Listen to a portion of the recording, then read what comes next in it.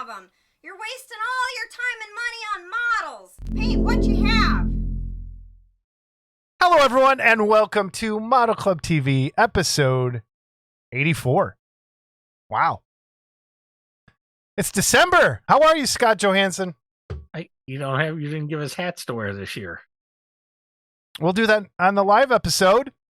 But that'll be after the holiday then. Which I forgot to put that picture in. Of course you did. I'll edit it in. How are you, sir? It's, we're here. We're doing another episode. That's what it feels like. It's my most hated time of the year. Recording with Jason time or just in general December? No, that would be my most hated time of the month. Yeah, it's like having a menstrual cycle. Bi-monthly menstrual cycle. Yeah. Yeah, my walker is bleeding. Oh. So, there you go. Man. Oh, we are starting right on the good. Oh, boy. All right. Hello, everybody. Great to have you here. We do not have a guest this episode. There's a couple reasons for that. We got a lot we kind of want to talk about just in general. I thought it would be a good idea to do kind of a recap. I don't even know how to explain it. Like a Model Club TV, like a State of the Union, but for Model Club TV. Does that kind of work? And then we have some other stuff we want to get into. So it's going to be a me and Scott episode, but we're here and we got some stuff we want to talk about. As always, like, subscribe, hit the notification bell. I just got the thing from YouTube as we were going live. Our year-end review. We had like 460 some new subscribers, 53,000 view hour. I don't even know, 50, whatever it was. Some ridiculous numbers that don't make sense to me. And then when I see we've only made, for everybody, we got our first check from YouTube from being monetized. After I want to go on record as he says we, but I haven't seen it die. Well, okay. Because I pay for shipping and the Zoom bill, which it was barely enough to cover. So what are we doing this? How many years? 3 years? 2 years? 2.5? I don't even know. Someone tell us. You're supposed to be running the show. I get yelled at because I don't even remember. I need to go back and look. Website. So wait, what did you say? I get yelled at because I don't put the new episode up. Oh, yeah. You want to talk about that for a second? Not really. No. Yeah. Well, I do. Scott lays into me all the time about how I'm a control freak. I'm a control freak. Stop. Just stop. Do you deny being a control freak? No, but there is a good reason I'm a control freak, and you proved it. So, against better judgment, I gave the Facebook page control over to Scott and walked away from it for a couple months. Stop. Time out. Okay, because as a true political correspondent, okay. Yeah, I'd like to know what fact I'm twisting. You are twisting. Okay. Yes. You have not given me control. You have shared control. Okay. You can still go in and do things. I can, like obviously, and thank God I can, because you did nothing. You did nothing. You did nothing. Like it's worse. Okay. Just for the record. So for those of you wondering on the Facebook page why the episodes haven't been up there for the last 2 months, that guy never posted them. And so I finally went and checked and noticed the last 2 episodes 3, I think, actually, were not posted. And then the messages that are coming in. What? You want me to make you look really bad right now and give a reason why? Yeah. Okay. It takes, I don't care what's going on. It takes 4 seconds to copy and paste the link. If you got time to talk on the phone to Paul Gill, you got time to post a link. Whoa. Paul needs friends right now. He's I know. So I wanted to go into that. Paul, give an update on Paul for everybody. Yes.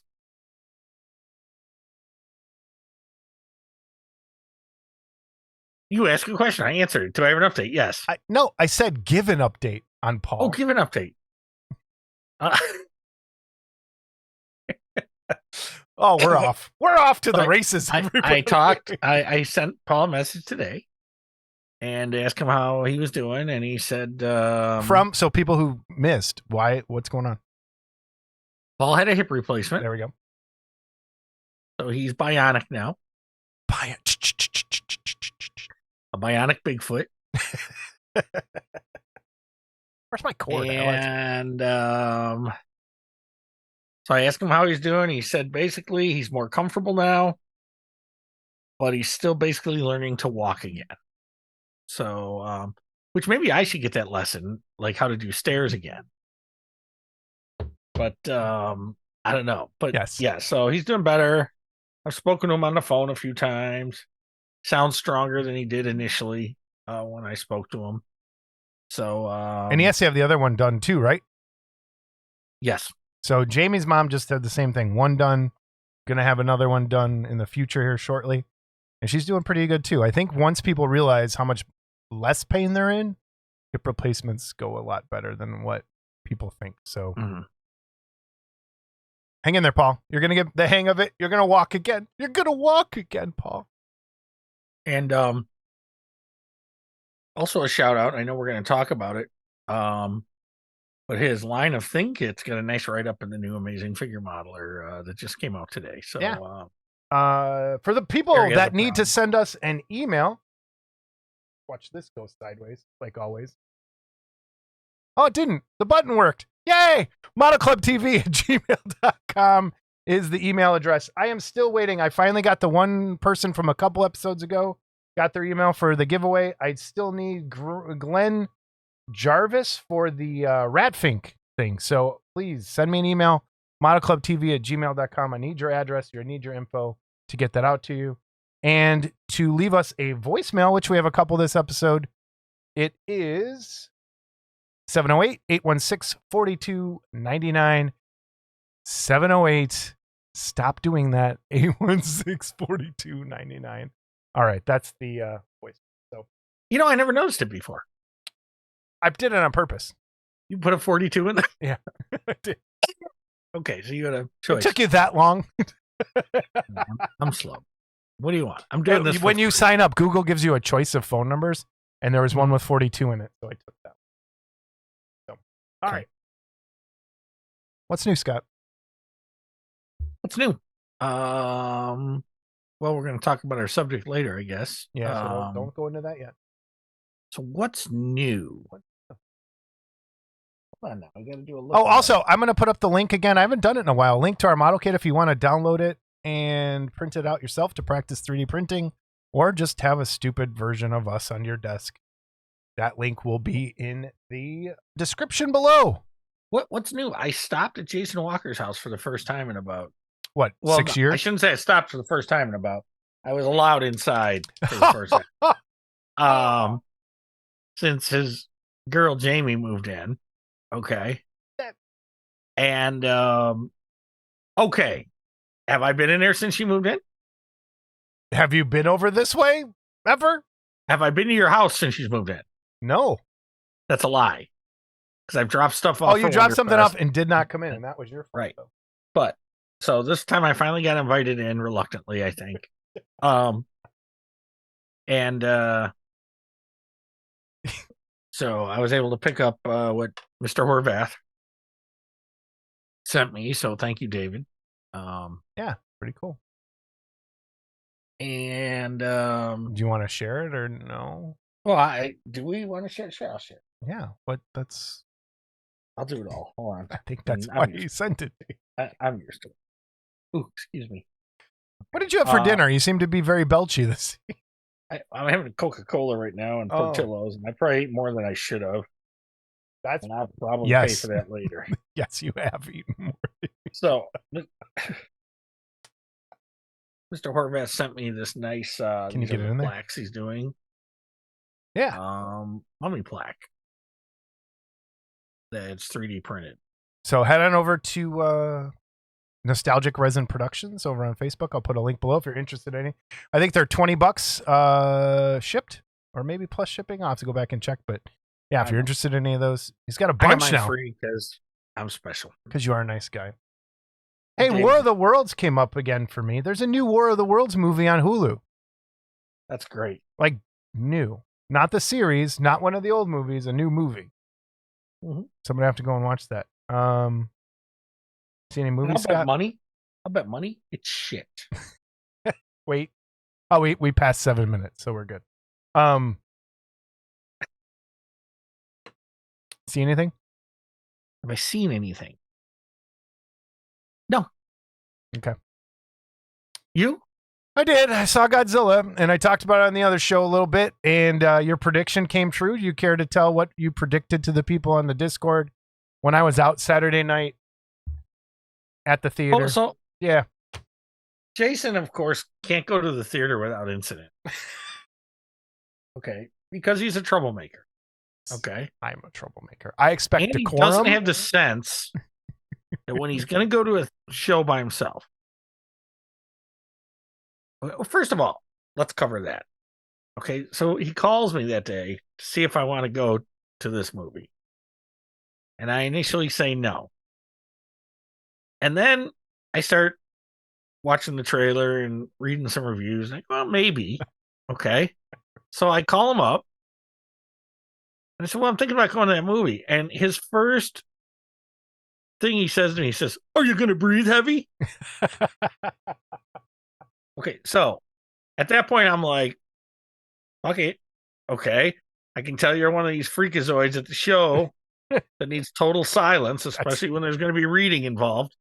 I do. So, That's nothing to do with the so I changed my mind and said, nope, forget you. Fuck you. I'm not going to go. Okay. So poetic justice happens. Okay. And karma comes back. I saved you. Why don't you tell us what happened? So I explained this on the other show. There was an empty seat next to me. And then at the last minute, a couple comes in, sits down right next to me, and continues to narrate the movie through most of it, and was wearing very heavy perfume, chicken strips and pizza or whatever the hell they were eating. I just go watch the last model in a movie to get my full description, but I'm done with theaters. Oh, were they making sounds with Of course, yes. And the don't go in theirs, and oh, that's a cute baby. Whatever. I'm done. But I saved you because it would have been a woman, fat guy, Johansson, also another fat guy. Yeah. Me, talkie couple. And this is why. This is why though. Okay. And even going to the show by yourself. Okay. I always take an aisle seat. No. Why would you do that? Then you're looking at an angle. I go, this is it where doesn't matter. The screen's this big. No, it matters. If you're here or there. No, it matters. I walk in. It doesn't matter. I line up with the projector. That's the seat I choose, and I must be dead center. Okay, see, so again, you have control issues. Yeah, so once again, your control issues have bitten you in the ass. Okay, because if you'd have chosen an aisle seat, there's a good chance nobody would have taken that seat right next to you. So you'd have had an empty spot. No, both the aisles were taken, if I remember correctly. Yeah, because you didn't take one. If you'd have taken an aisle seat, no one would have chose. No, you know what I'm going to do from now on? Not go to the theater. That's what I'm doing from now on. I'm done. The test of this will be when Dune Part 2 comes out. Which I think there's a trailer out for. There is. Actually. It looks really good. And the other one I did not go to the theater to watch. And because it was one of those movies I wanted to just not get angry about. So I'm going to be doing that again. I'll just watch it at home. And I will say that I have 2 people now that do not share this opinion of the movie that the rest of you seem to have. So we can talk about Godzilla. Yeah. Really? Yeah. Okay. What'd they say? It's not that they hated it. They just don't think it's as good as everyone said it was. No, that's what I'm saying. I think it's the best Godzilla movie, but it's not my favorite. Like if that makes sense, I still think Shin is my favorite because it's weird and it's different and it's a thing. Like, I think both of them can perfectly exist next to each other. I think this is the best. Like, if you need to show somebody, hey, here's a Godzilla movie that you're not going to run away from, like to a normal person, you show them Godzilla -1. Like, that's. I haven't seen it. Yeah. I will watch it when it's streamed. Okay, because I am interested enough. I will watch it when it's streamed. Yeah. I do have a problem, and I've had this problem probably since 1989. Oh, Okay. oh. Is it a mole right. of some kind or a wart? Well, no, it's anal leakage. We know. Good thing your mom likes the scent. Oh. Anyway, What's the time? You made it 18 minutes. 18 minutes 18 minutes in. for the All right. mom joke. So, we should have a pool, like a gambling pool. Yeah, like how many minutes? That'd be good. That'd be How many a good minutes one. before Scott makes the Jason's mom joke? Make some squares on a Google Doc. That's not a bad idea, actually. Anyway, can we go to jail for that? Gambling through Google? what I don't like are Yeah. any of these Godzilla designs. Okay, I don't change what worked. And it pretty much started after probably 65, 66, 67, somewhere in there. Then they made Godzilla look like a Muppet for a while. And then he looks even dumber. And then we go to 89 where they tried to make him look more real, which was okay. I'm not a 84, fan of it. And then But 89 84, is I'm my sorry. 89 is one of my favorite Godzillas. That's like the Okay. Biollante 89 Godzilla is like And then I think it was That's my what, favorite. 2000 when they put the pointy spikes on his back. put the for purple first pointy time. spikes. Yep. Yeah, and that didn't do much for me. So when I see this design, and, I actually like the Shin design. Okay, I don't know why, but it's kind of cool. But then this one is it's like the American Godzilla to me. It's like, Dude, I just thought of something. Hold on. Did you watch the new American Godzilla trailer? Oh yeah, we'll get to that in a Oh, minute. I was gonna say, okay. So anyway, I just don't like, and I have the problem with them remaking any Universal monsters, anything of classic. Leave the look of the creature alone because it worked. It's what made it cool. What? The 54? It looked like 54. a terrible puppet. No, it doesn't. I don't care. When it comes up over the mountain and it's like a little Okay, that does look like a terrible puppet because it was a terrible puppet. right, and Okay. that's what you want. But the suit itself, no. And by the time you we're got gonna get comment below. We are gonna by get the time you got to the 64, the 64 is my all-time favorite. 64 is a good one. And It is. He's cool. I didn't like the 62 as much because he had what I call childbearing hips. And if you look at this one, Which one was the also first appearance of Minya, the son of Guts? Which was a childbearing hips? And then my favorites 89, GMK, the original, and 74, the smog monster one, I thought Destroy All Monsters. What? I like that one because that's my Godzilla. That's the first Godzilla I saw, really, like as a But kid. you wanted my 64 Kyoto? I was going to give it to you for No, Christmas. I like 64 is good, but I think like for me as like I remember seeing Mecha Godzilla at the theater. So that Godzilla like 73, 74. It was the dumbest Godzilla. No, that one with the weird eyes. I don't even know which one it is. Where his eyes look really big and just like dopey, like you know which one I'm Like talking the Cookie about? Monster or something? I'll put it here. I'll find it. I think it's the one with Gabara. Gigon, or is it With Gabara, with the one with the Megan- kid and the dream and all that bully and shit. Oh, God. Anyway, that new American Godzilla trailer come out. What was it? What's it called? Godzilla Kong V Okay, Kingdom stop it. something. I don't even want to hear anyone refer to it as Kong. It's not Kong. Godzilla X Kong, the New Empire. That's the name of the movie. Go ahead, sir. Okay. So now we're back to this whole stupid premise of some upside down, underneath the earth fucking. Which, that doesn't bother me. That bothers me. It's stupid. It's dumb, Okay, but it doesn't it's bother me. stupid. Okay. I'd rather watch Hobbits. All right. Anyway. Then somewhere in that trailer, we get like there's another big ape. Hold on. And You're he's got- skipping things. You are He's skipping. got freaking armor on. Fucking Who made it? Kong is wearing the Infinity Gauntlet. Is that what this is? It's like I don't know what it is.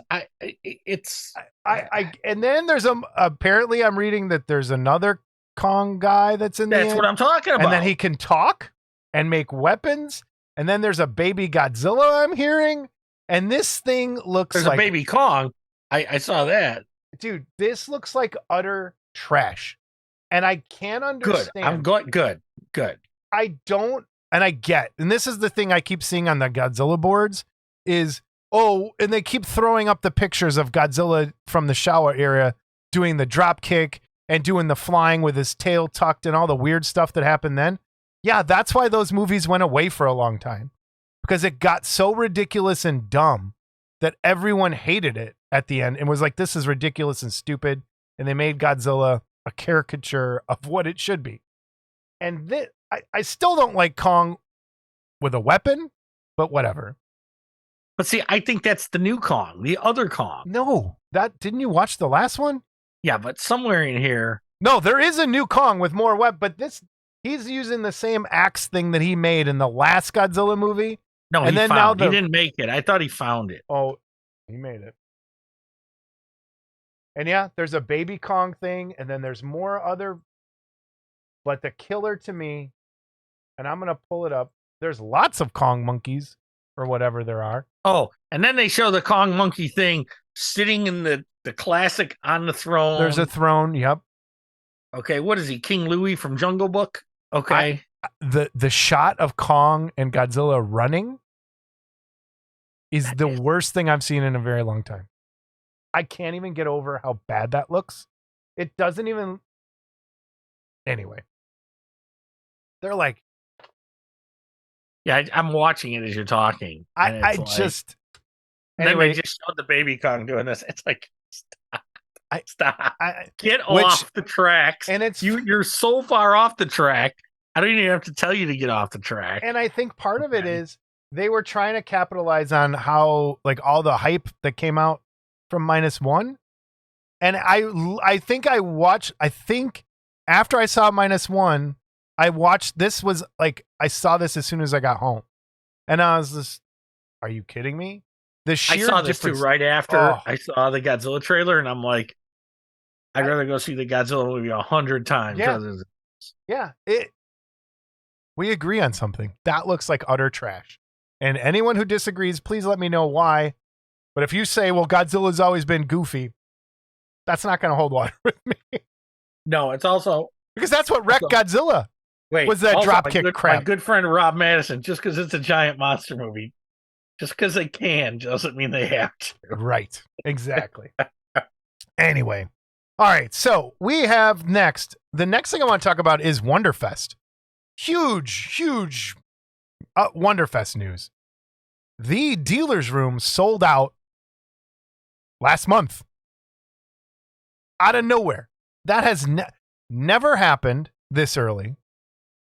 Scott, have you, if I'm wrong, has it ever sold out that early? No. So we did not have a table, and we still don't have a table. So we're still going as of now. We're hoping to have our hands on a table if something works out. Oh, no, we do have a table. I didn't know if I was supposed to say. That's what. Yes, we're confirmed. We do have a table. Okay. So we are confirmed. We do have a table. We will be splitting that table with Jamie Tsai, 3D printing guy. So we're still good. You can still get some stuff from us. Jamie will have his list of things up when we get closer, but I'm sure a lot of people missed out. What do you think happened there, Scott? What's the overwhelming response? I've heard some things. I don't know if they're true. Are you or not. allowed to say? Can I take a guess at what you heard? And we have not spoken about this. Sure. The people that were like banking on Jersey Fest that didn't get tables the last time got tables this time. That's not what I heard. That's not what you heard? Okay. No.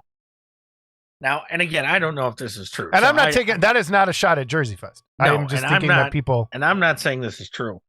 One of the things I heard was there's a lot of dealers coming that aren't model dealers, that they're just dealing other genre related stuff. Okay. I don't know that that's so or not. So I don't want to say for sure. It's some rumor I heard. It sounds kind of far-fetched to me. So Like I'm gonna movies? say Like the I old don't think days? it's Like movies and possibly. Yeah, I don't know. I don't know. can we have a conversation? I don't want to piss off Wonderfest, but what have they done for me at this point since I had to pay for our contest room? What are your thoughts about Wonderfest going forward? Like, where do you think it ends up? Because we have an email about something too. So I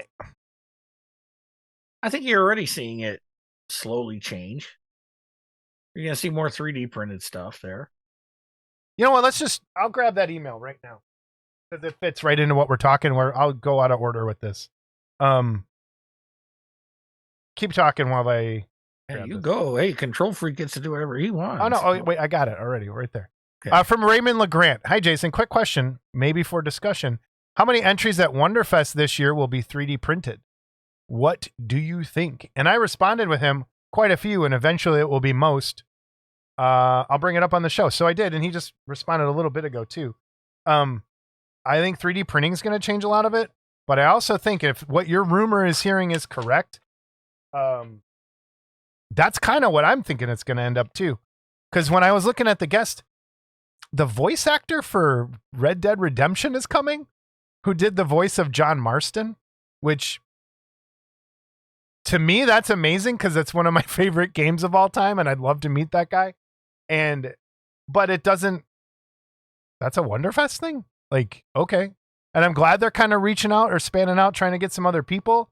But the one thing I've noticed, and back me up, is those figure kits are secondary to me these days, to these sci-fi guys, to the ships and all of that sort of thing. Okay, so where am I with it? Yeah. I am what I want to call saturated right now. Okay. I don't know who could come out with something that I'm going to look at and say, I want to buy it. Pause. This is a conversation for the rest of the show. Okay. That's for the second part. Okay. So I see it going, I don't see it going half 3D printed this soon. Okay. Because you have a lot of just traditional resin kit guys still out there that are slowly accepting the 3D printing aspect of things or not accepting the 3D printing, and they have so many kits in their collection. They're still going to build resin kits for a while. But you're going to see more. You're going to see a lot more 3D printed stuff for sure. Do you think people who are 3D printing guys, like the ground affected guys and some of the other just guys that know nothing about garage kits, no history whatsoever, who are 3D printing painting guys that there are on YouTube, do you think if they ever found out about Wonderfest, they would get their stuff together to go to bring their stuff down there to enter the contest? Just get in the contest? Yeah. Maybe. Do you think that's even like... But I mean, this is the weird thing about 3D printing. And again, I know you don't want to go too deep, but 3D printing, you don't have to go to a show to see this stuff. It's out there to buy. It's out there on the websites to buy. So it's not like you have to go to a show to see it. Well, that's my point. Do you think those guys would... Is a contest enticing enough to get those painter guys off the couch, off the internet to go enter at Louisville? And that's the problem. I don't know, because I don't know how many of them even know about garage kits or stuff like that. So, because a lot of them are miniature guys, which traditionally Wonderfest is not big on miniature. The miniature section of the contest is getting a little bigger, which is good. We've both often said you need to mix the two because they are both figure painting. But, to get that to happen. And so 3D print painting is also figure paint. However, I still look at printing and model kits as two separate things. You're printing a model kit, I guess, sure. But it's still different. So what you'll see... I'm on the other side of you. I really don't see a difference in the act of painting. I do still see the difference. I see like the X Plus thing, like that's a different thing than a garage kit because it's box box art, instruction sheet, sprues. Well, that's a styrene kit. Right. There's some production to that. But if you're just doing resin printed parts for some, we don't need to rehash this. Because you're wrong. No, I'm not at all. There's no difference. I'm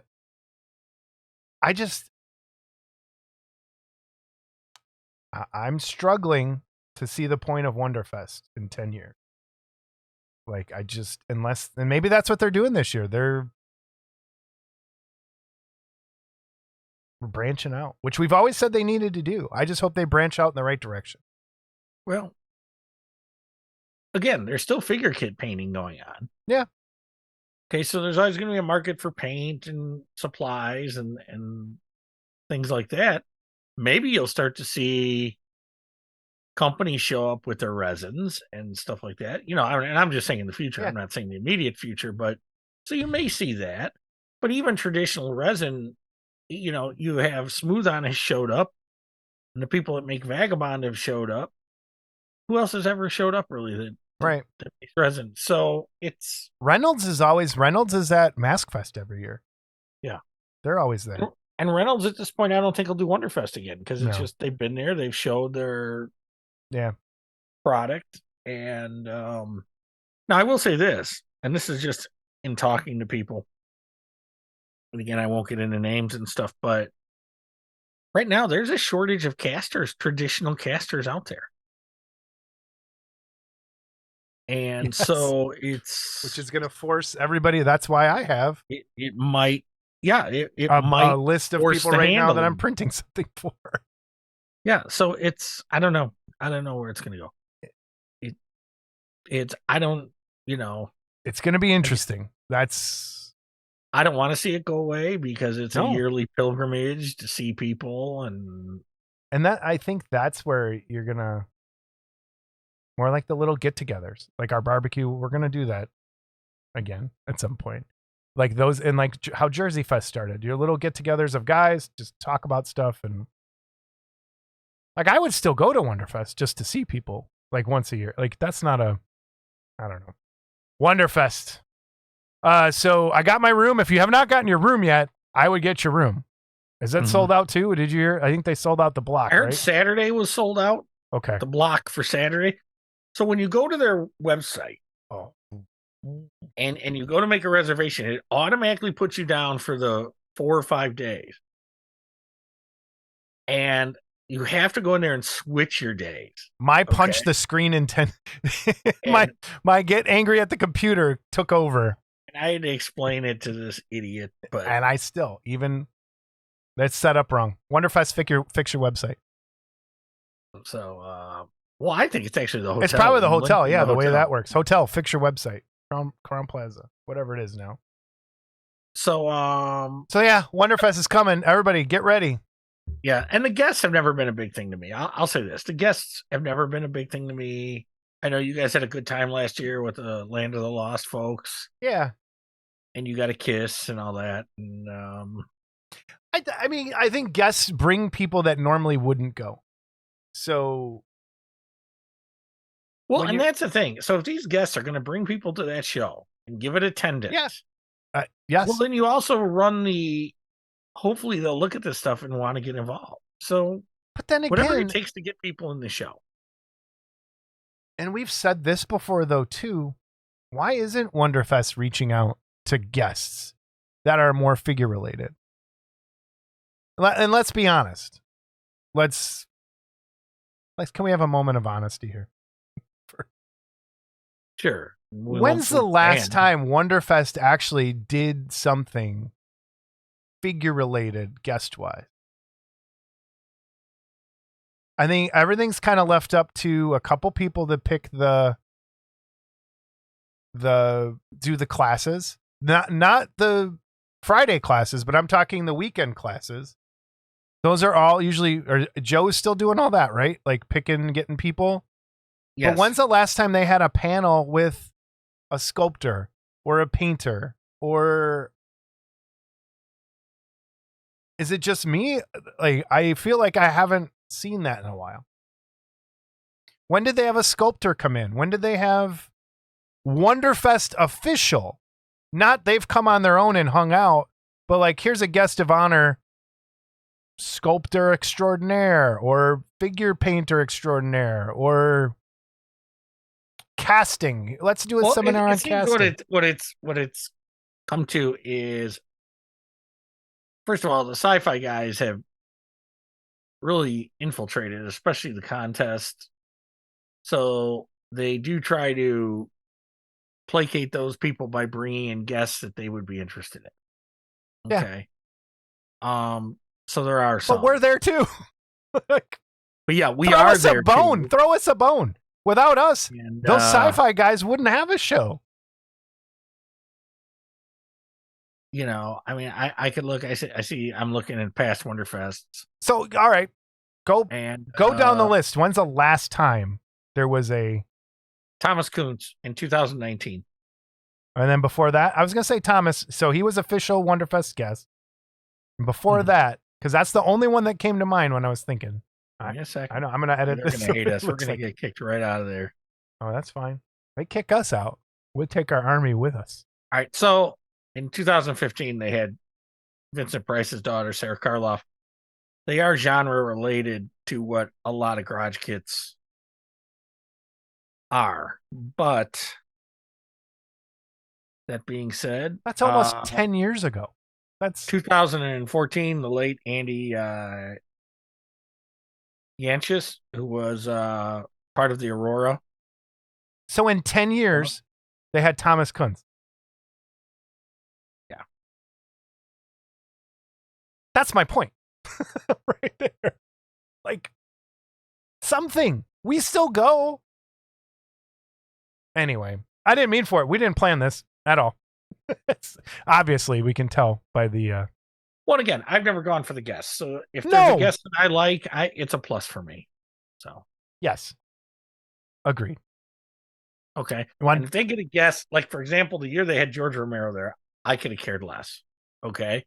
But it brought people in that place. Okay. That maybe normally wouldn't. Yeah. But, you know, so. Or even like reach out. I know Norm from Tested was there last time. If you reach out to those guys, they kind of fit both sides. They do all kinds of models. Have those guys come in, talk about stuff.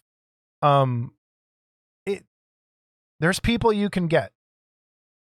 Bring people that used to be dealers that haven't been there in a while. Bring them back as a guest.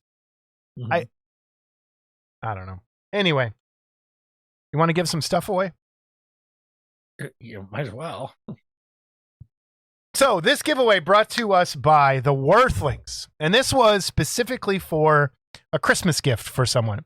Now, so they gave us the Rocket Raccoon and the Star-Lord, I think it was, if I remember correctly, Mm-hmm. and this Disney Princesses set for some kids for Christmas. Another box showed up from the Warthlings. This time it had Was it packed with love? It was packed with something. It had a Minnie Mouse paintable thing and a Stormtrooper paintable helmet that you could do with markers or do it as a vinyl, design your own Stormtrooper thing helmet. And then they also sent this. Can I get this in there? And I hate you, Mark, because I want this. I almost didn't show it, and I was going to pretend like it never showed up. But this, I think, would be cool. It's a Ultraman monster, kaiju, and it's a little plastic kit. Not very difficult, so like if you were doing a little plastic kit with a kid, it would totally kind of work, and you could let them slop some paint on there. So we only, I think, and if I'm wrong, someone get back to me, I only had 2 people enter in the comments. I thought there was another one, but I could only find the 2.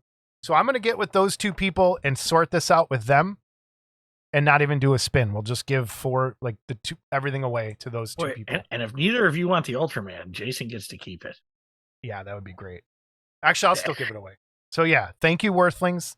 Pestilence Labs, everybody. Let me reach out to Pestilence Labs on Facebook. Find Mark Worthling and everyone over there.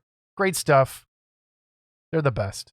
And they're going to be a little surprise, not surprised, but they're going to show up on the live stream on our special live holiday episode, they will be there. I just dropped it. They won't be there. He will be there. Oh. Really? Uh-oh. Remember, you ever watch Cheers? Yeah.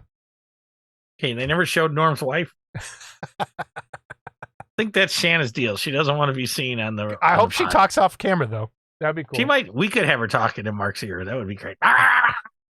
So, but, yeah, that'll be my last box packed with love. All right. But, so that was our giveaways. We have a ton, and I'm kidding, and not kidding, a ton of stuff for the live show. So we have gotten a bunch of really cool things. We're going to do some trivia things, some other giveaways. It'll be fun, I hope. And I'm going to do a test stream surprise at some point in the next week or so. I'm make sure it all works. I'm working on a little special something for the giveaway, but I don't want to give it away. Just all right. Don't. Yeah. How about that? I'm working on something for the giveaway, but I don't want to give it away. Just. All right. News and reviews. Let me get to the right screen. News and reviews. First up, new issue of Amazing Figure Modeler is out. AFM's Saturday morning cartoon power hour. AFM profiles George Stevenson of Blackheart Models. The Herculoids get your Gleep on, Vampirella Dangerous Curves, and lots more. So another digital issue. Go over there and download it from amazingfiguremodeler.com. And I'll have the link below. Scott, thoughts? This I want to say something about this because I thought it was. I did download it today and I glanced through it. And I'll be honest, it's not as cartoon. It's not as Saturday morning. Well, it says AFM Saturday morning cartoon, so okay, but it's not all Saturday morning cartoons. So if you're thinking it's just going to be cartoon related, it's not. There's something in there for everybody. There's something in there for everybody. So don't let that dissuade you if you're not a cartoon guy. I mean, it's not that kids don't have a theme, but I don't necessarily think it's the theme Terry was completely hoping for with this issue. But maybe we'll have him on and we'll ask him because, but it's still a lot of content, a lot of video links, and the Herculoids. I followed that build up closely because I printed that kit for Terry. Okay. And his friend Julian painted it, and there's also a linked video in the episode where you can go and see it on a turntable spinning and some different cool things. Julian did a really great job, and the covers by the Johnny Quest kits are by our good friend Rod Hickey, and so I think that's going into Terry's personal collection as well. Terry likes the cartoon. He does. There's no doubt about that. So I wish we could have got more Wells stuff in there, but you didn't want to make it an all-well magazine, and which I understand that a little bit, but so yeah. And next issue is a writer's choice, so that'll be interesting. So I hope somebody chooses cartoons. That'd be funny. But anyway, awesome. So yeah, head on over there. I'll put the link on down. I will put the link down below. Stop it. I'll put the link down below. Pick up your copy. Support them. Amazing Figure Modeler's been around forever. AFM has been, without them, we wouldn't be here either. So, and maybe I'll get in the next issue. I don't have time, which is what we'll talk about. My name is mentioned in this issue a few times. Oh, really? With curse words next to it, or no? No, but I was referred to as the devil in one instance. Okay. So. Did you just do a word search for your name? Self-centered. That's what I did. Search the PDF for your name. Narcissistic. Yeah. Did my name show up in this magazine? And yeah. All right. Well, speaking of Well winner, Well is back with another winner for Jason Walker. Continuing the animated Dungeons and Dragons line, we have Venger, which I was hoping he would do, which is the big bad of the show, if you don't count Tiamat. So we have Venger from the Dungeons and Dragons cartoon. Beautifully done by Well winner again. So you watched the cartoon. How is this? Is this? Oh, nice... yeah, that's pretty good. That's pretty good. And it's got the little I forget the guy's name. It's like his little helper. He always whispers in his ear, telling him what to do. Great piece. All I can think of is Animal House. Yeah, fucker. So I'm super excited. I can't wait till these are all done, and then I'm gonna, I think, print the base in FDM and then do the figures. And this is something I'm really looking forward to doing. So well done, well. And then you just popped this in. I saw this, and then I think I missed it. So you grabbed it. Disappeared because it was in his story. Yeah, his stories. So this is. It looks like he's getting ready to do the Wacky Racers. Yeah. And the characters in their cars. And this is Sergeant Blast and Private Meekly in the Army Surplus Special. Cool. So, so those of you waiting for those, they're coming. Yes. And this was on those from those the patrons suggested kits, I think. So was it Wacky Racers? Yeah, it was on there. I think Wacky Racers was on there. So that's great. So, yeah, and I feel bad because I've been buying a lot from him. So I'm behind on a few things, but I'll get to it. So. Yeah. And then it was, and for everybody, it's a slow month here. Like we were struggling trying to grab some stuff this episode. So we have just a few things here to go through. Because once again, people didn't send things. And Paul's, one of the reasons we didn't have stuff from Paul is because he's laid up. So we didn't get anything from Paul. But yeah, if you have a kit, send it to us. We will show it. You don't have to send us the kit. Send us pictures, info, pictures. We will promote the hell out of you. All right. Next. Scott, take your credit. Take your credit. I'm not 100% sure I have the credit on this one, but I think I do. So, and we've showed this before, but give us an update. So this is ready to come out from Jaeger Army, I believe. It's a Jaeger Army piece. Yep. And it's Herman Munster, sculpted by Jeff Jaeger. And I did order one of these. It's a little pricey, but it's, if that's quarter scale and you get that staircase, that's a lot going on there. Okay. Yeah.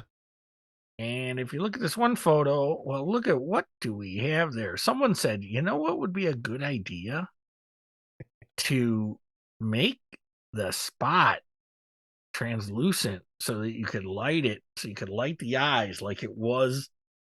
And I don't know if you remember them. Well, I'm sure you watched it. Oh, yeah, no, I watched it all the time. It was rare you really caught a good glimpse of Spot. That was one of my favorite parts of the show is when they did show Spot, because it was so rare. And it's like, oh, my God, there's a dinosaur on that show. Yeah, you'd see the tail sometimes. Yeah. And then sometimes it would light up enough when he was breathing fire that you would see.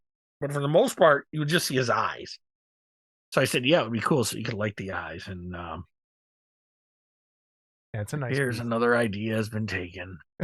Whatever. Well, you got to stop being an idea guy and be more of a doing guy. Yeah, I don't want to. We're going to talk about that too. Yeah. So, but we are.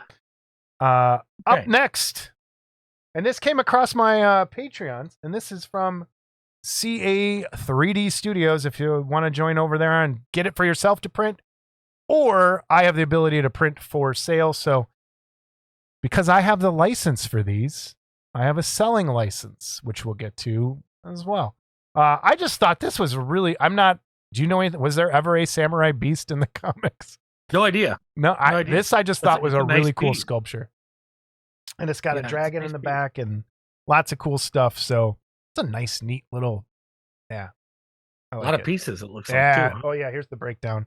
There's a lot of stuff in there to print. But yeah, from CA3D, check them out over on Patreon. And then let me get to, that's it for news and reviews, except for in terms of kits. So let me get back to us. I want to talk about the video that I put up. So I put up my Max Darth video of the super blackest black paint. Please go check out the big bottle too, huh? Yeah, I got one of the big bottles. I was looking at that last night. So. Get it. I think it finally just came out on their website. If I'm wrong, it's coming. Yeah, it's on their website. Okay. I looked last night. Because they were getting all the bottles out to the Kickstarter people first. Speaking of Kickstarters, they did an even bigger cure station that I missed out on. So I'm mad about that. Oh, it was like $140. I think mine is still pretty. I don't know. I got to figure that out. But I still haven't built mine. This paint's great. This paint is great. It looks amazing. I just sent the thing I painted to somebody in the mail that wanted to buy it. So it it basically is the blackest black. It makes other blacks next to it not look black. So check it out. It's really cool. Check out that video. That link is there down below. Sounded so bad. I'm sorry. That sounded so bad. It did sound bad. I hope we don't get like censored just We're by, gonna get flagged by now the for algorithm everything. for being racist or something. So the other thing that just came in the mail, and this was from Yeah. the company is Fantazation Miniatures. It's like they sell tools and paints and stuff. So check them out. I'll put a link up to. And again, free publicity. From AK, I got the whole set of deep shades. So these are a kind of wash, and supposedly they're closer to Citadel's old before they changed the formulation. So these are new washes from AK Interactive. Deep shades, you get 1, 2, 3, 4, 5, 6, 7, 8, 9. No, wait, 2, 10. 10 colors, different shades. Your typical like kind of browns, and then your primaries and purples and stuff. I'm gonna do a video just like I did with the Max Darth to test these out. Robert Trock, yes, I bought more paint. You can go and flame me on my messages again. I don't understand the hate that comes for Robert. I think he's just jealous of my ability to buy paint, but He just got married. He's beginning to be miserable like the rest of us. oh, is that it? That explains it. Yeah, yeah. He's That got married now. He's gonna get explains miserable it. like the rest of Yeah. us. Well, wait. Why am I miserable? Well, you might as well be married. It's true. That's Can come you up. imagine me as the best man giving a speech? Oh, dude, it's come up a couple times recently. I'm like, I don't think I'll have a best man though. I've thought about that. I'm just gonna I'm gonna leave an open mic because you know how they always do the speech. I couldn't. Maybe you need an MC. Like I could MC the whole way. Yeah, something like that, and just be like, "Here's the mic. If you got a story, make it a roast. Make it, whatever. Tell your story. Whatever I did. I don't want to.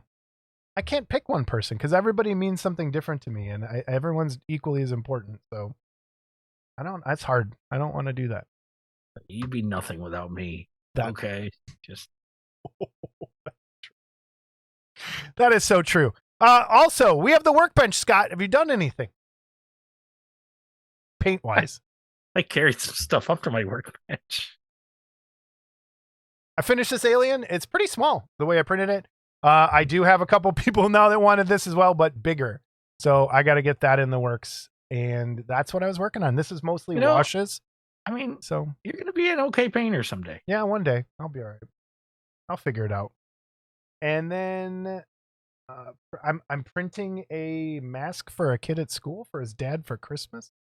He came up to me and was like, "Mr. Walker, could you make this for Christmas for my dad? He'd really like me then." And I was like, how do I say no to that? So I've been printing and working on MF Doom mask. It's a mask that a rapper wears. Kids these days. I don't know. So this episode, in lieu of a guest, Scott and I were kind of talking and we're just kind of, I don't know, kind of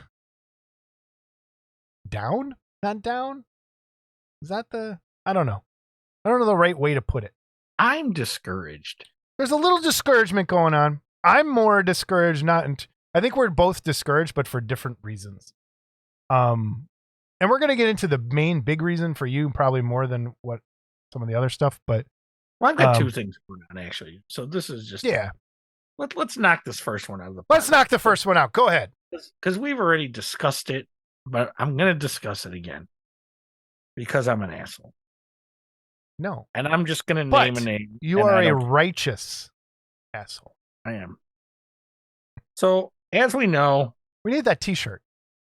At Wonderfest last year, Mr. Flintstone was selling resin copies of Well Winner's Groovy Ghoulies, which we also had 3D printed copies on our table. So, I'm going to re-educate everyone one more time. When I print anything of Well Winners, I pay him for the file. So when someone says, "Will you print this for me?" I say, "Yes, I'll print that for you. It'll be X amount of dollars." And when I give them that quote, that includes the money for the file. So if the file's $35 or the file's $30, that's $30 onto the cost of the print. And then I get with and I say, send me an invoice, or sometimes I just send them the money and say, here, this is for a Frankie or whatever that I printed. And I've done this. I have not shorted him one dime on one print ever. Okay. So when I see Jimmy Flintstone has printed them and is selling them as resin kits and doesn't even have the common courtesy to credit the sculptor. Okay. I think it's a scumbag move. Okay.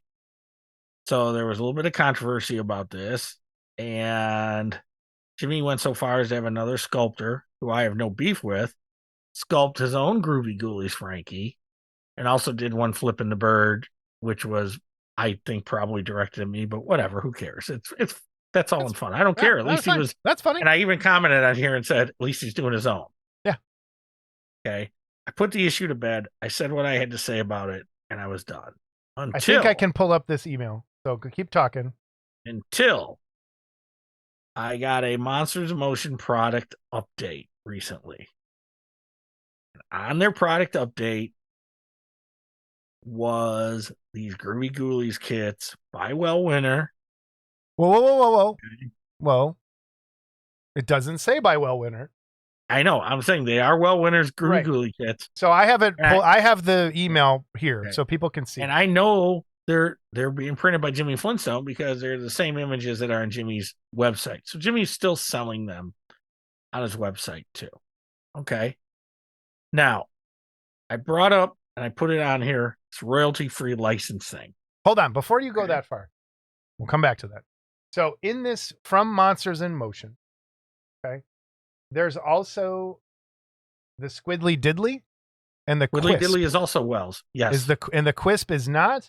So the Quisp is not. The Quisp is Jimmy's. Okay. So the Quisp is Jimmy's. Squiddly Diddly is not.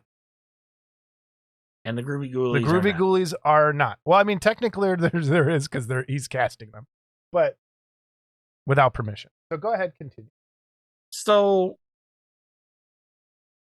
again, I'll go so far as to say, to the best of my knowledge, I am the only one that is authorized to print and sell prints of Wells stuff. Okay. You're authorized to print it if you buy it and print it for yourself. You can print it 10 times for yourself. Okay. Time out one more time. People are going to be wondering why it says, what's the point? That's kind of my theme of this episode. That's why it says that at the top. Yeah, so what's the point is, why are we doing this? Okay, why are we doing this? What's the point? It's like, this is frustrating. It's an exercise in frustration. And I'll tell you why it's an exercise in frustration. And I'm not going to name names, but they're out there.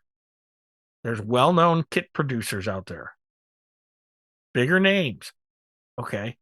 That use Jimmy Flintstone for casting. Okay. There's plenty of people that probably watch that podcast that run to Jimmy's fucking $5 discount bin at Wonderfest every year. I've done it myself. Okay. And bought stuff from him. Okay. Jimmy has his own stuff that's inexpensive and I have no issue with. Okay. Which leads me to, why do you have to steal from this kid who, again, is feeding his family with the money he makes from these STLs? Okay. Can I say what I posted here now? Yeah. Okay. I got it. I found this on the CG Trader website where these kits are sold, and I highlighted a couple things. One of the things is the very last thing I highlighted. Product is not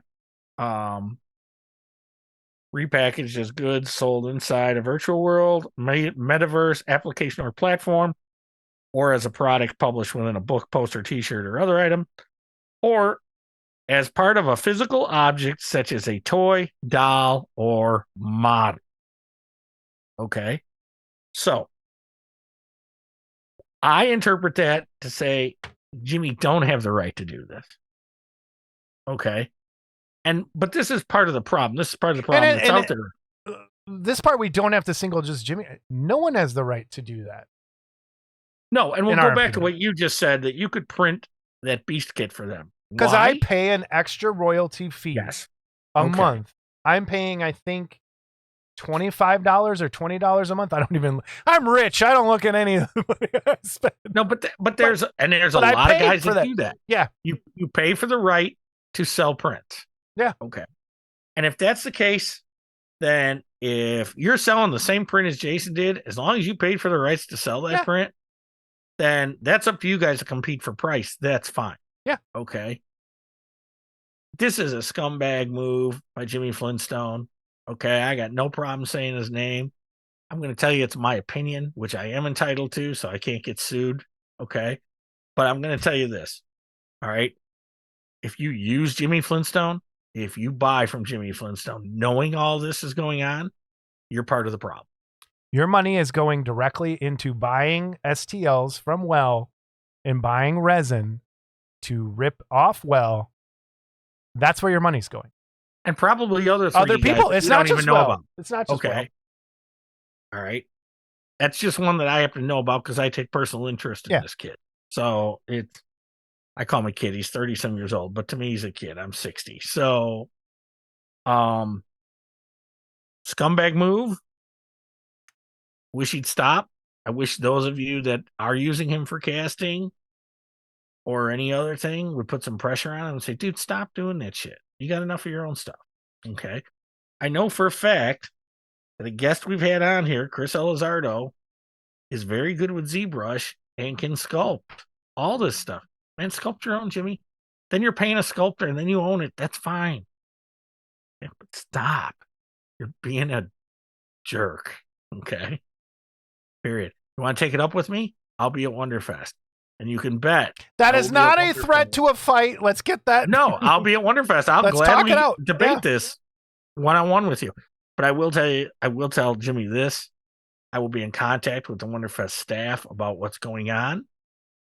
And you have your letter from Well. I will have everything I need to make sure that anything he has of Well winners on his table that he has not worked out a deal with Well, I will do everything I can to make sure it's removed and not sold at Wonderfest. The other side of this coin is Monsters in Motion. Par for the course. So do you want to give your little part of that, what you did? The little part of that is this, okay? Because I don't want to be a ranting, raving maniac that I just was for the last 5 minutes. Terry Fitton is on my friends list, okay? Just because at some point he friend requested me or whatever, and I accepted and whatever, because I know who he is and stuff. And I did send Terry a message telling him that this was going on and said, I think he should remove these from his website. Next Monsters of Motion update I got, still on the email. So shame on Monsters of Motion as well. And again, I hate to say it because Monsters of Motion sells a lot of Aurora box art tributes and stuff like that. They sell a lot of people, again, a lot of producers stuff. They wholesale to them. But again, you're giving them product, you're giving them money to steal from other people, and it just sucks. Yep. So. And it's disheartening. If you know you're doing that, if someone has told you and you just blatantly chose to ignore it, then shame on you too. Okay. And I will follow it up with this. This episode you're giving away, or last episode, we did give away a Jimmy Flintstone thing.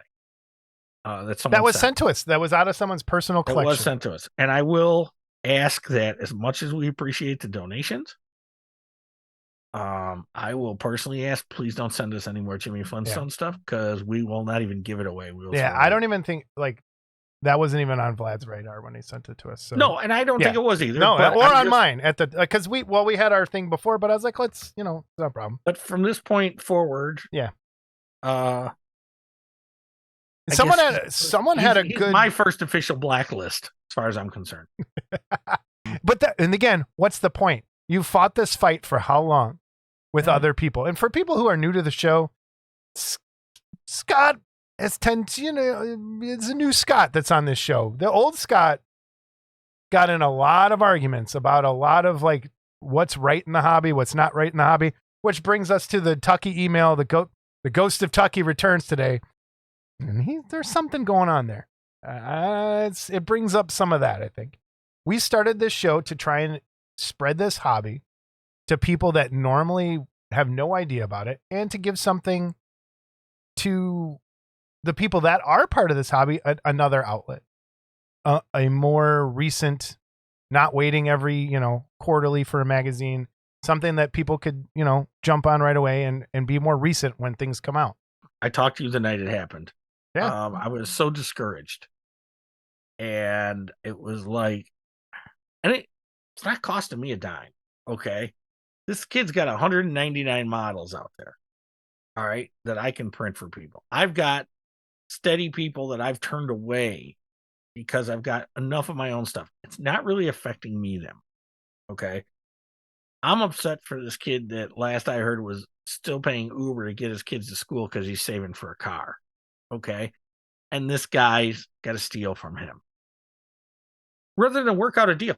I'm sure if he said to the guy, hey, how about if I give you a flat fee of blah, blah, blah. Yeah. I was just going to say that. I think I can print and sell these. Okay. I think if Will offered a tier on his Patreon with the rights to sell prints, a lot of this would get not a lot, because you're always going to have scumbags. You always are. But I would gladly pay that extra, like if it was another $10 a month to sell prints. I'm sure other people would too.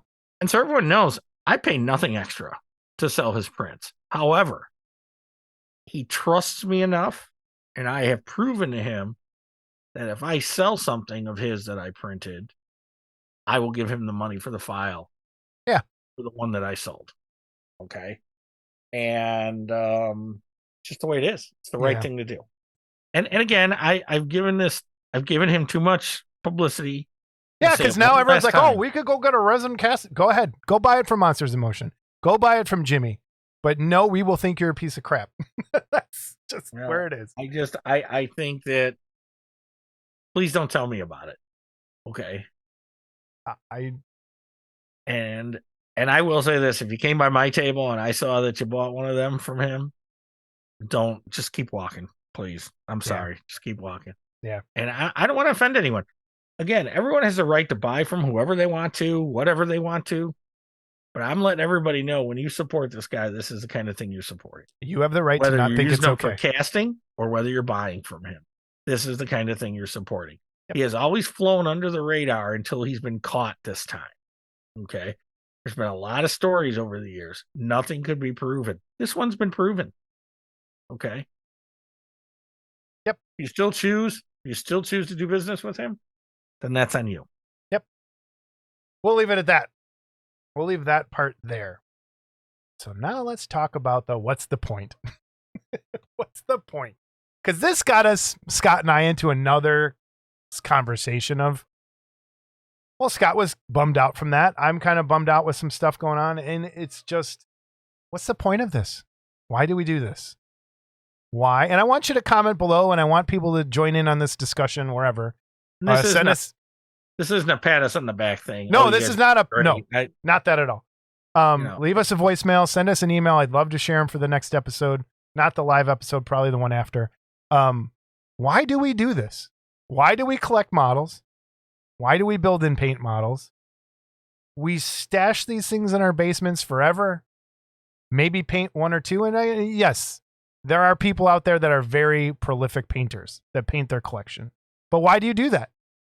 What kind of joy does it bring to you? Because I think those stories might help the two of us, might help other people that are kind of like, I don't know the right word. Well, so I'll start with our guest last time, which we had a very positive reaction to. Jim Capone. Thanks, Jim Capone. And Jim Capone basically being very selective as to what he buys for himself. And if he builds and paints something, he's got photos of it, he's fine with it. He doesn't need it sitting on a shelf. Okay. And I remember Steve was kind of the same way sometimes. There were things he wanted, but a lot of times, I built that. I've got pictures of it, and So, I looked at that, and then I'm gonna name drop here, and I don't want him to feel bad. I was talking to our good friend Rob Madison one night. Is he still And the he nicest guy in the hobby? He was still the nicest guy in the hobby, Paul. Anyway, and he said something to me. He says, as I've gotten older, I just like to do what I like to do. I've become very selfish with my time. And this stuck with me, and not in a bad way, because I think he felt bad. I talked to him afterwards and I said, no, it wasn't that. It was just, he made me realize that I'm doing all this printing for other people. Okay. I have traditional resin casting shit lined up that I got to do.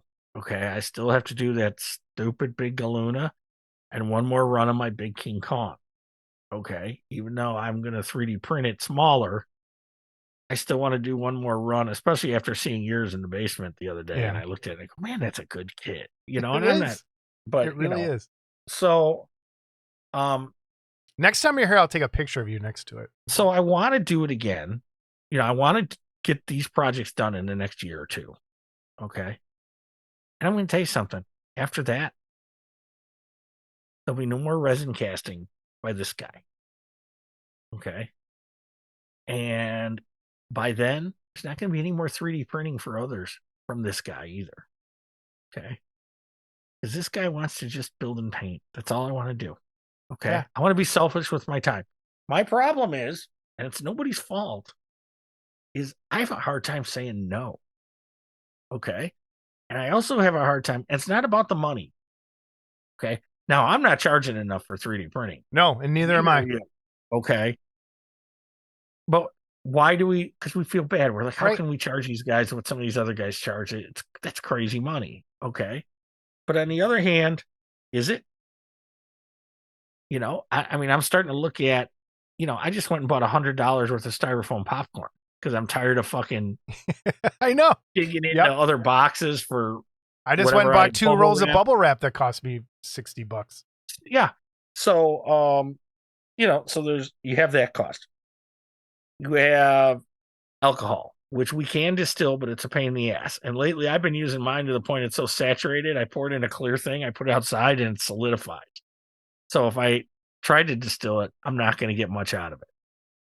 So that's another expense that if you do it, let's say you do it once a month, that's another $50 to $70 expense once a month that you don't figure in when you're just figuring resin cost and time. Okay. So I want to be selfish with my time. Okay. And I'm not mad at anyone or. No, but you also, and I'll talk about me in a minute, but you are 10 years older than me. And you even said to me the other day, 60s hit you kind of hard. It has. Like you start and I mean, I'm almost 50. Yeah.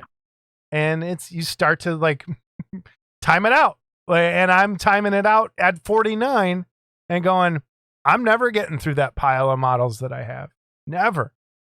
So, and then we both started to notice there's a lot of collections up for sale, a lot of older kits for sale. And a lot of people, I think, are kind of going through the same thing and saying, hey, I don't have a lot of time left. What do I want to paint? What do I want to do with my time? And kind of select out of their collection and kind of get rid of some of that stuff. You've talked about doing that a little bit, like thinning out your collection a bit. And I will be. Yeah. And I can tell you some of the stuff I think is going to go. Yeah. That is a lot of my quarter scale Jaeger Kit Kong models are going to go. Because I have versions of them on 1/6 scale. Yeah. And it's how many versions of the same thing do you need? Yeah. Okay. I've got that big giant Frankenstein in the chair, but I've got the one with the big backdrop. I'm thinking to myself, I'd rather buy the one from Paul that's on a more condensed base and sell the one with the big backdrop. Yeah. So, I have 2 Jeff Taylor King Kong kits that he did a very limited run on. That's big ones. I have 2 of them. No, not that one. I have the one that was actually supposed to be King Kong. Oh, the one that I'm thinking the gorilla one. That just this is the one that's kind of like looking back, like this, and I might be getting another one in a trade. So it's like, so, I'm looking at stuff like that going, all right, stop, and but yet sometimes something hits me and I say, I got to buy it. That broke out big head that I bought. Yeah. Okay. I don't regret buying that. That's a cool piece. But yeah, I'm just really selective. So when we go back to the Wonderfest conversation, what's going to be a Wonderfest that I really want? What hasn't been done? Yeah. Okay. I'm finally getting the cartoon stuff that I've always wanted. That kind of hit me a couple of years ago. Not a couple. It's about 10 years ago when I bought my house. And I'm a teacher. I don't make a lot of money. Like, I don't make any money from this stupid show. I'll say that. And then for me to have to, worry about stuff around the house and then go to Wonderfest and drop $1,000 like I did when I was a kid, like working like with nothing to worry about. And I really started being selective. You're not just dropping 1,000. Right. Okay. Oh, yeah. You're dropping another $400 to $500 in a room. Okay, another $200 in food, another couple $100 in gas. You're almost at a $2,000 weekend. Right, exactly. Again, if it's something you do once a year, I would say I'm not going to begrudge you that. But that money comes out of kits that I would buy at the show normally. Yes. Because then it's about going to see the people. It's not about the kits that I already have. So I'm very selective what I buy at Wonderfest these years, last few years. And now, because and again, the 3D printing side of like, I could just print something if I want to paint something. It's not, I don't need a kit anymore like I used to. So it's, I don't know. It's a middle age. Is this our midlife crisis? Is that where we're at? No. I'm getting ready to go through it all again though. And like I said, I'm pretty sure these KitCon kits are going to be on the chopping block. Yeah. I'm pretty sure, we'll say this. Yeah, I'm tired. No, I'll say this. And you know this. I have a lot of styrene doubles, polar lights, and yeah. Some of them I have 4 and 5 of. Okay, and I'm like, okay, let's be realistic. What if we open a hobby shop? Wouldn't that be a great endeavor? I think that'll do very well. Yeah, because I won't be able to be selfish with my time at all there. I know, and I keep in the back of my mind. One of my dreams was to open a hot dog stand. And then I'm like, I'll never have time if I quit teaching. Well, when I retire to open a hot dog stand. But man, But so, I look at like all these Aurora reissues I have. Okay. It is my goal, dream, whatever you want to call it, to build one more set of Aurora kits straight out of the box the way they were. Yeah. Okay. With the exception of the Mr. Hyde and the Witch. The Mr. Hyde is still, I'll leave that part of it. But there was that add-on set that Rick Evans did with the bookcase and stuff like that that I will put on that one. And the Witch I will put on the replacement head for the Witch because that fucking Witch head is terrible on the styrene kit. So we had a little technical glitch here. So man, we almost lost the whole episode up to this point. Yeah, and luckily I say, oh man, I wasn't going to do it again tonight. Look at the ghost of Tucky and Flintstone are in our works. Anyway, back on subject. It's one of my dreams to do the Aurora kits one more time straight out of the box. If I look like I'm sweating, it's because yeah. And so, but do I need 4 or 5 of each of them? Okay. I mean, even if I wanted to save 2 of each of them, okay. If I really need 5 and 6 of some of them, okay. It's crazy. And you've been in my basement. You've seen it. It looks like a hobby shop, my styrene area, Yeah. I have a huge basement. And for those of you that were at the picnic and stuff, you've all seen the side of the basement. And the dream is, and the wife still laughs at me, is to have that basement finished and have all my shit on display. When I say my shit, I'm not just talking about built model kits. I'm talking about Bowen statues, other statues I have, stuff like that. Why have all this stuff if I'm not going to display it? And so, and again, the 60 is playing tricks with my head. And And I think that bit of advice that Rob gave is very important, and I'm going to take it to heart. Is we need to be a little more selfish with our time, and I want to talk a little bit about the podcast end of things, and just so people kind of know. And this isn't a woe is me, because this is something I like doing, and I don't. I just want people to kind of understand a day in the life of Jason, of what I do. And so I teach. I get to work at 7:30 in the morning. I teach until I'm usually there till about 3:30 or 4. I usually get home around 4 o'clock. And then I'll come downstairs, come here. If I have something on the printers for people, that takes about an hour and a half to get printer stuff going, get all that cleaned up, eat dinner. Then maybe something else I got to work on for somebody else or something else. And I might end up with an hour a day that's like mine. And that's starting to weigh on me a little bit. And and please keep sending me messages. Please don't take this the wrong way either.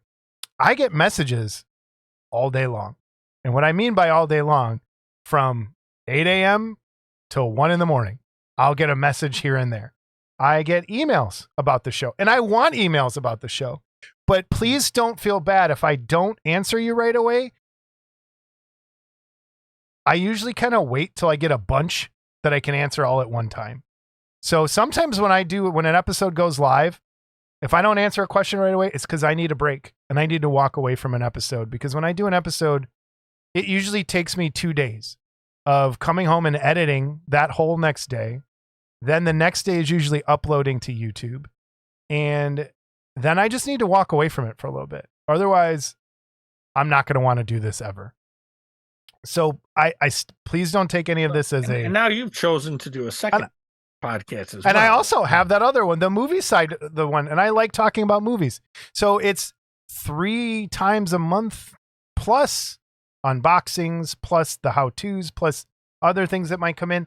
And yes, this is all something I want to do. It's something I like doing, but it takes time. And I need to be a little more selfish with my time. And like you said, learn to say no a little more. And that is not aimed at anybody. It's just something I need to and it's a problem I've always had with everything. It's like, hey, can you help me make this? Or can you help me do this? Yeah, sure. Yeah, I can do that. And I'm not a no person. But I am also, hard. It is, but I am also a very, and you can attest to this, I'm a very solitary person. And for me to be always on, I need to hermit up for a while. And sometimes if I can't hermit up, I start to like get her.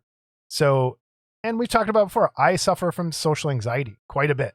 It's hard. Like this is, it's hard. It's like there's a fire in me sometimes, especially out in public, but I love doing it. I love meeting people. Don't think that I don't want to talk to anyone, because I do. It's just hard for me sometimes, but I need wait for me. You gotta wait for me. But I'm just kidding. No, I know. Kidding. And I love the podcast. So that's what I want to leave it at. This is, we're coming up on, a new year. I want to say thank you to everybody again. And we appreciate everything that this podcast has done for the two of us. And I know Brian, he likes his movie side of it too. And I think going forward, it's going to stay the same. But man, I haven't missed an episode since we started. Like there's been 2 a month since we started, 4 episodes without missing one. I think we did that live one after Wonderfest. We have had 12 now episodes, I think, of Model in a Movie. We've had other episodes of things and the stuff, but it's a lot. And it means our audience, our viewers, the people that listen on the audio end, you mean everything to us. And I appreciate everything. And thank you for watching. Thank you for I consider you family.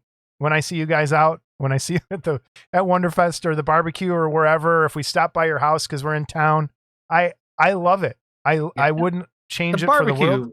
The barbecue was a big eye opener. Yeah. To realize that we had, besides you and I, 2 guys from the Chicago area came. Yeah. Everybody else that came was from out of town. And everybody else that was going to come that had to cancel last minute was from out of town. And I know there's more people in the Chicago area. Yeah. Okay. So it was just, so you see you're having a positive effect, and I'm not tooting our horn because it's me, but it's so it's nice. I'm not the most hated person in the hobby anymore.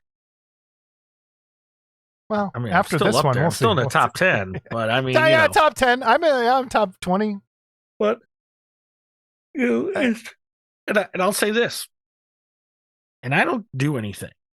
Okay, just ask Jason. I don't do anything. Sometimes I'll coordinate a guest or whatever, and I've missed a few episodes because life has gotten in the way. Yeah. And was I mad ever? No, because I get it. I get it. I may miss a few more. And hold on, see if you can see who this is. Oh, Terry J. Webb. Did I answer him? Yeah. Hi, Mr. Webb. Hey, I just looked at the clock and I'm like, oh, no, we're in the middle of recording Model Club TV, so I got Jason here too. So what's happening? Hi, Terry. Oh, hey, Jason, how you doing? Get him up to the speaker, Scott. Oh, so you can hear him? Okay. All right, go ahead. Oh, Jason, I was going to call you eventually. Okay.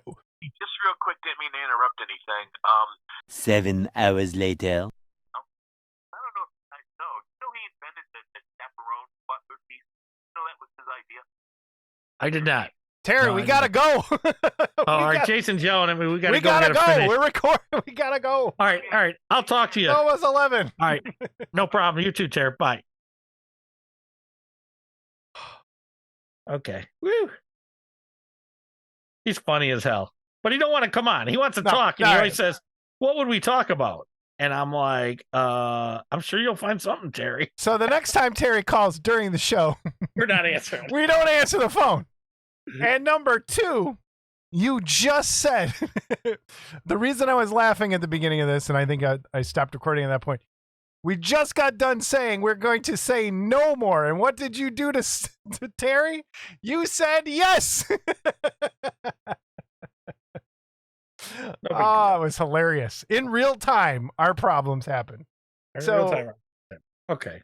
We had just shit. I don't even know. Before Terry called us and interrupted us. Oh my God. So what we were saying was, yeah. So I might have to sit out a few episodes. There's things going on that few people know about. It's not a big secret, but I just don't want to put it all out there right now. Yeah, it's not me. And again, unfortunately, oh my God, my dog's got some gas. Oh jeez. I know. But and when that happens, that's fine. And it's the same thing. Like I have not missed an episode, and I want to keep it that way. I think once you miss an episode, it's easy to keep missing episodes. Yeah. So well, and you have talked about, well, we've talked about too, maybe shortening the episodes or splitting them into two-parters sometimes. Two-parter or something. And we'll see. We're going forward. We're just going to try and streamline some things. What has helped quite a bit is showing the pictures while we're doing it. That has cut a lot of time out on my end.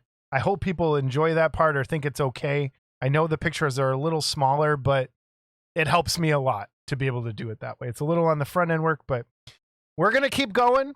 I don't see us stopping for a while. So, but at some point we will stop this madness at some point and maybe evolve it into something else. I do. And again, I keep saying I want to do painting videos on here, but when I'm doing, there's no time. There really just isn't. And I barely have time to paint as it is. So to sit and edit another painting video is going to take a lot. It's in the works. Just got to get it done. So that's kind of a state of where we are. Scott's yawning as always because what was that? 45 minutes? 45 minutes with Terry. Jesus Holy Christ. Jeez. Oh my God. All right. So we love Terry. We want him, like I said, we want him to come on. All right. Terry always says, what else are we going to talk about? I'm like, yeah, we just got done with 45 minutes. I know. Okay. It's like, which are like, what, 90% we couldn't have played anyway? So. Yeah. Well, there's that. But yeah. So we have a new segment that we're working on. Jeremiah Blakely, I think that's how he says his name, or Blackley, but I'm going with Blakely. Sent me a video that is a user tip kind of video. So it's 5 minutes long. So I am going to edit it in right when I'm done talking about it. I want to do this more. If you have a tip and you can film it and send it to me, we're going to it's not going to be like one tip an episode. I might keep a bunch and do like a little segment, kind of like, I don't know, like what's in the bin, do a user's tip episode or do one every episode. Now here's the goal. I know this one's about 5 minutes. My goal is no longer than 2 minutes per tip. So if you have like how do you clean your brushes or how you mix your paint or some other like cool hobby tips you want to videotape and send in, shoot them horizontally. It helps when it comes to showing the video. Don't shoot them vertically. And send them to me at modelclubtv@gmail.com. And I will we'll work something out and start a new little segment called Viewers Tips. So the one that Jeremiah has done here is a cap adapter for 3D printing. So if you're not a 3D printer, it's not going to really pertain to you. But here's our first user tip, and we'll put it in there. Okay, so I hate it when there's a little bit of resin left in the bottom of the bottle and you can't get it out. There's no way to do it. It's impossible. So I was cruising through the hardware store and I found this. This is a connector for electrical conduit. And it's 40 mil and it's got a little rubber seal inside here. And this is an Anycubic standard resin cap. Now I was already fooling around with this idea, so I drilled a hole in it, but ignore that. And this cap fits perfectly into the conduit connector thingy. So if you get 2 of them, you can see where this is going. Now, you can stick 2 bottles together and drain one into the other. You see? And I'll show you how to make it a little better. And the first thing we're gonna do is we're gonna wash it because this gray thing has all kinds of lube inside of it, oil or something to allow you to pull wires through because I mean it's meant for electrical wires and you don't want that oil in your resin. So let's go wash the thing.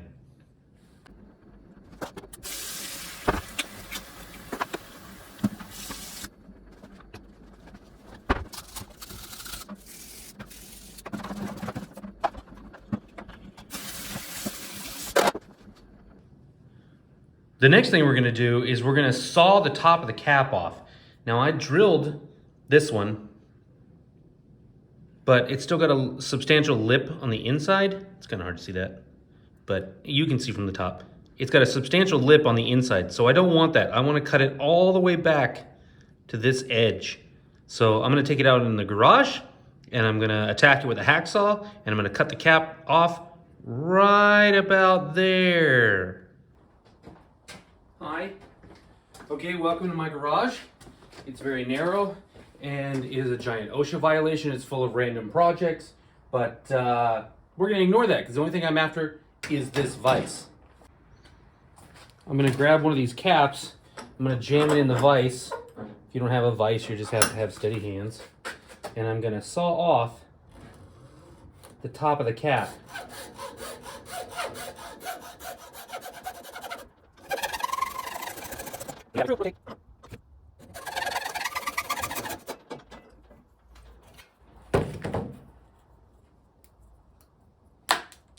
And there you have. Now you don't want all this fur inside here, so that's the next step. We're gonna smooth that off. I'm gonna use a rough file to just take off the big bits here. And I know I need to deburr the inside, so I'll use the edge of the file to help that along. And as you can see, I've got a lot of it off, but there's probably a couple of more bits and pieces. Now, what do I do about all this little stuff that's left over? All this stuff. Next trick, watch this. All right, here's the next step. We get ourselves a barbecue lighter, right? And you check to make sure it actually barbecues. And then you get your cap and you melt the little strings. Just melt them. Now they won't fall down into your resin. Make sure it's nice and smooth. You got everything.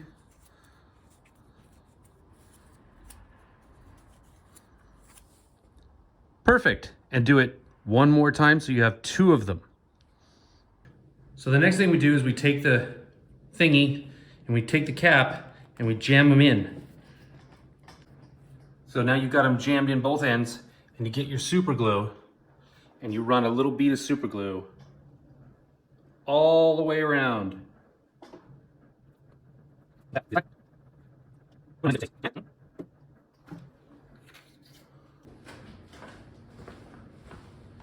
All right, so now that you've got your adapter thing made out of the electrical conduit and 2 caps that you cut the tops off of, you just screw it onto a standard Anycubic bottle. You put another bottle in the top, and that empty bottle will drain the very last bits of resin into the bottom bottle so you can save it. You can get quite a bit of resin out of, 2 or 3 empty bottles. Anyway, hope you enjoyed it. Thanks. Thank you, Jeremiah, for sending that in and being the very first user tip segment. I got an idea. Please suggest a name for this segment. Leave them in the comments. Maybe we'll use one. I'll pick one that I like. Or if Control Freak Jason comes up with one better. All right, emails, voicemails, and corrections. You want to do voicemails first? Oh, left. All right, our first voicemail is from... Let me get there. Mike Zizek. Here we go. Hey, Scott and Jason. This is Mike Zizek from North Carolina. I just wanted to give you guys a long voicemail. Some thoughts hit me over the past couple of days, and I thought I'd just call in and share those. I'd like to give a shout out to any of those behind-the-scenes folks or the unsung heroes of the hobby. The Mrs. Warthlings sending notes to Scott with his model kits, or Mrs. Stan always making some of the great comments and updating the pages. I'm sure there are a ton of other people out there that don't get the recognition because they're not part of that, the name of the company, but I appreciate all the effort that goes on behind the scenes, and it's fantastic. Another thing, life's too short to not build kits. I was rewatching some episodes and listening to them, and I realized how many modelers this community has lost recently, and all the unbuilt kits waiting to be built. I've got so many, there's no way I'm ever going to get them all built, but I'm going to do my darndest and try and build my favorites while I can still enjoy them. Get a loved one or a friend to get more exercise. Even 20 minutes before working on models will make a difference. I'm down a few pounds, which is a drop in the ocean, I know, but I'm starting, and I feel better. So get out there and get some exercise. Lately, I've had some great interactions with kit producers and painters, and they've been awesome. So don't be afraid to reach out if you have comments or questions. These folks have been great. My retirement gig is a part-time job at a golf course, and while picking up golf balls on the range, I'd listen to the audio versions of the podcast, and I accidentally hit the wrong button, and it sped it up to 2 times speed, and I almost wet myself. Sorry, guys, but it was hilarious. And last but not least, be sure to like, subscribe, and share this show with your friends. Even my wife is about to be a subscriber, but she doesn't know it yet. So Merry Christmas, Happy Holidays, and Happy New Year. Thank you guys for doing this show. It means a lot to this hobby. Take care. Thank you, Mike. That was awesome. Lots of really good stuff in there, but I want to highlight the one part that he said. Exercise is important. We are losing a lot of people. We are a very, I sit in this tiny little room with chemical spray, not exercising, no sunlight. It's going to catch up with me at some point. So if you can get out, like you said, just do a little bit. A lot of really good stuff in there. Any other unsung heroes in the hobby? Scott, you couldn't hear it at the time. I know you're going to go and listen a bit, but I heard it. I listened to it before. So any other unsung heroes in the hobby? Your wife, my spouse, she puts up with me. James. No, I think any of us that have wives that tolerate us and Tolerate nonsense, and my wife was a good sport when we had that picnic, and she knew nobody, and and it turned out she had another let's say I have 80 kids twin there, and Dave's wife, and so they bonded really well and talked a lot. But so my wife's gone with me to Wonderfest. She's never given me grief about going to Wonderfest. Um, so it's So if anyone wants again, to, and there's people out there that'll say, "Oh, I don't need my wife's permission," and yeah, that's all fine and dandy, but let me tell you, it would make your life a lot harder if you had someone that just fought you every bit of the way. Because I did at one point in life, so yeah, this is easier. But the producers, the significant others of the producers, like he mentioned, Shanna Worthling, who clearly is the brains of that whole outfit anyway. and the brawn. But I mean, there's a lot that goes on, and Laura Stan, he mentioned as well. And Laura sent me a nice message today about some stuff. We went back and forth, and Cool. Those people have always been great, supported us. So yeah, and there's always people behind the scenes. There's casters, there's people to put on the shows, and earlier it might seem like we were dogging Wonderfest, but hey man, we're not, they work their asses off too, and put on that show once a year, and I'm sure given if they do make money from it, it's probably not enough to pay for the time, and really just what we do. It's if I was getting paid for what I was worth right now, we'd be in the hole about $2 million. So it's. If anyone has somebody they'd like to shout out in the comments, some unsung heroes of the hobby, shout them out. We'd love, we'll highlight it. I'd love to do that. Before we go on to the next voicemail, I also have an email from Mike, so we'll hit that one now. This is comes from last episode. What a great episode! The tips from this show were great, and some of the questions about why Jim chose to do what he did will help me as a model builder and painter, especially the red primer under white. I always use gray, and it does make the white look funny, but I couldn't place why. A lot of people mentioned that tip, so the red primer for flesh, it's a great idea. Was it red or rust? Was it that rust red? That's what. Yeah. Okay. The red rust primer. I wonder if you have a favorite method to strip a painted resin kit. I just bought a kit that I will need to strip. I think. I will need to strip. I think, but I will know for sure when I get it. I will have it by the next show, and we'll know for sure. But the pictures look like it will need to strip some parts at least. I have seen a ton of videos and articles, but the results always look mixed. If you have a good method or found a good video, I would appreciate it. There's more. Let's stop there. Any stripping tips? Well, yeah, that's something we should mention. First of all, yes. Don't strip 3D prints. Just don't. Okay, just reprint don't. it. Reprint it. Have someone reprint it. You're gonna strip it. Get it in and out as quick as you can, and dried as quick as you can, because anything that's not really mild is going to eat that resin. And if you soak it for any period of time, it will ruin anything it and crack it and wreck it. So there's that. That is the one drawback. That's one of a few to resin kits. You cannot soak them like that. Resin prints. Yes. Resin prints. So this gentleman, Michael, and he actually messaged me today. I talked to him today a little bit. And so stripping kits. Man, there's nothing easier than stripping a resin kit, frankly, because you can be a little aggressive on it. I would still say try the Castrol Super Clean. And if it's safe to use on styrene, I got to believe it's safe on resin too. Yeah. Again, make sure you wear gloves. Anything you use like that, make sure you wear gloves. What I've used in the past is I have a big plastic tub with a lid, and I use that Purple Power degreaser. Yeah, which is the same stuff. Basically. Yeah, same stuff. And then I let it sit for a week or two. And then I had bought one of those power, battery operated scrubby brushes that kind of spin on its own to get in there and start getting some stuff. That seems to work pretty good. Some people I know use Simple Green, but I've never had good success with that. So, hey, anybody else got tips? Leave them in the stripping tips, and you know what kind of stripping we're talking about. I'm going to skip this paragraph I'll in take the my clothes middle. off right now if you want. No, don't pop a titty. He also, before you continue, emailed me too today about what dissolves epoxy.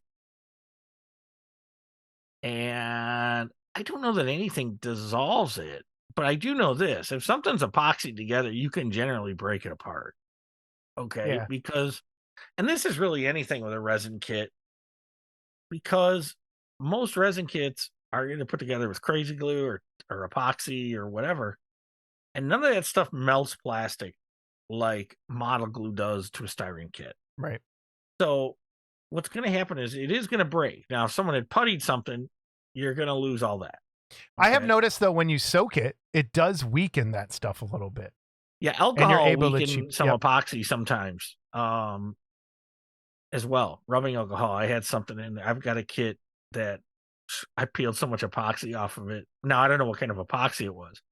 So again, epoxy is, I mean, it bonds, but it doesn't melt plastic. So you're always going to be able to get in there and Dremel that off or scrape it off with an X-Acto or something. So yeah, good tip. you know, there's always a way. So go ahead, finish his email. It seems like a nice guy. I'm going to skip one paragraph in here because it comes back to that size, the shirt size. We got to get sorted out. Jason, this one's for you.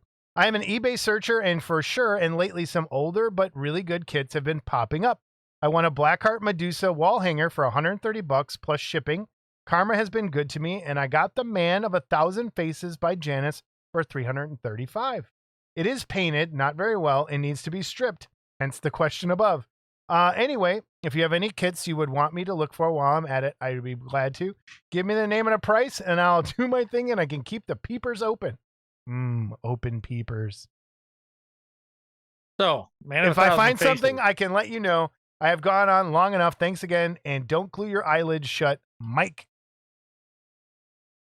If anyone out there has the Man of 1,000 Faces kit, he's missing a left hand. Anybody have a left hand for this kit?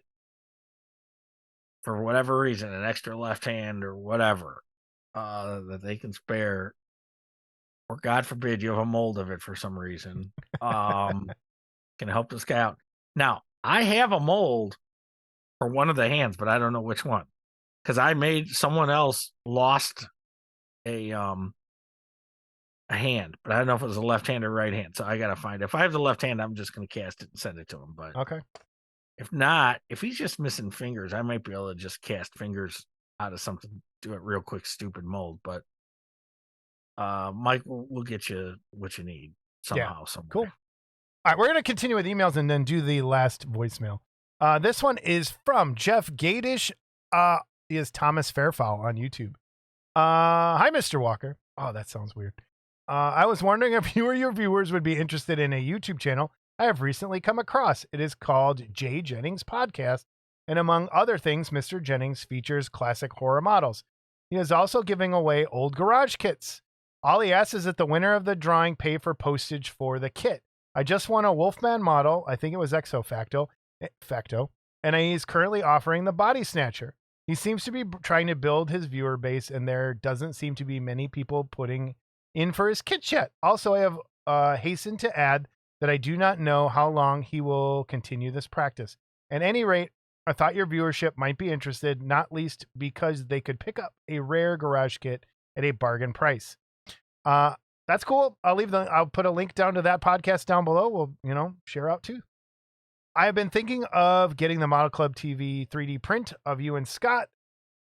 I'm working on it. It's getting there. I read this earlier. So if anyone else needs to download that print, the kit of us, our model kit, I'll throw a picture up here somewhere.